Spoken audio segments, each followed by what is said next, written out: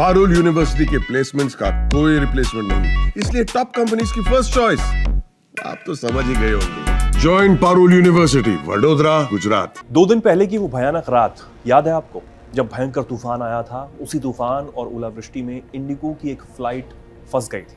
उस वक्त विमान हजारों फीट ऊपर आसमान में फंस गया था। विमान में 200 से ज्यादा यात्री सवार थे।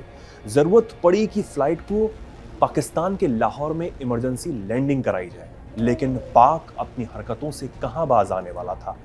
वहां की एटीसी ने इमरजेंसी लैंडिंग की परमिशन नहीं दी और हमारे जाबाज पायलट ने फिर यह फैसला लिया, अपने ही देश में फ्लाइट को लैंड कराया जाए। फिर जो हुआ, उस बहादुरी और जोखिम भरी कहानी को इस वीडियो में हम विस्तार से बताने जा रहे हैं। तो दरअसल दिल्ली से श्रीनगर जा रही इंडिगो की एक फ्लाइट को खराब मौसम के कारण टर्बुलेंस का सामना करना पड़ा। विमान को भयंकर तूफान और ओलावृष्टि की वजह से उड़ान भरने में काफी परेशानी हुई। लाहौर एटीसी ने भी इमरजेंसी लैंडिंग की परमिशन नहीं दी, तो फिर फैसला किया गया कि विमान को श्रीनगर में ही इमरजेंसी लैंडिंग कराई जाए।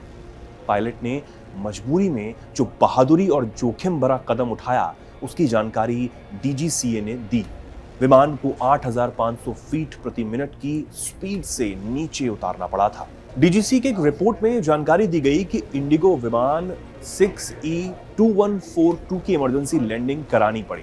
ये विमान संसद सदस्यों सहित 220 से ज्यादा यात्रियों को लेकर 36,000 फीट की ऊंचाई पर उड़ान भर रहा था। तभी भारत पाकिस्तान सीमा के करीब पठानकोट के पास मौसम अचानक से बेहद खराब हो गया और विमान उसमें फंस गया। भारी टर्बुलेंस की वजह से यात्री डर गए और चीखने चिल्लाने लगे।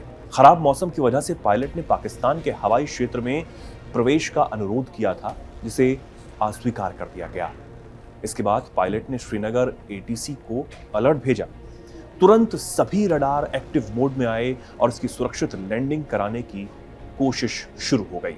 विमान को एंगल ऑफ अटैक का सामना भी करना पड़ा और भयंकर जोखिम का सामना करना पड़ा। जोखिम इतना था कि सभी यात्रियों की जान भी उसमें जा सकती थी, लेकिन पायलट ने अपनी सूझबूझ और समझदारी दिखाई। फ्लाइट की उतरने की दर 8500 फुट प्रति मिनट तक पहुंच गई और क्रू ने ओलावृष्टि से बाहर आने तक विमान को मैनुअल में ही उड़ाया। इतने बड़े जोखिम को जानते हुए भी पाकिस्तान के एटीसी ने विमान को लाहौर में उतारने की इजाजत नहीं दी। अब आप ही बताइए कि भारत से सुलह करने के लिए गिड़गिड़ा रहा पाकिस्तान आखिर कितना भरोसेमंद है। जो भी कुछ आप इस रिपोर्ट पर सोचते हो, कमेंट सेक्शन में लिखें और जुड़े रहें हमारे चैनल के साथ। देखते रहिए दैनिक जागरण।